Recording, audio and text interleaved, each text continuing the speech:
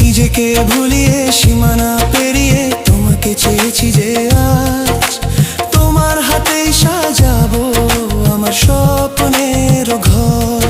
আমি তোমার প্রেমে পড়ে দুনিয়া ভুলে গেছি।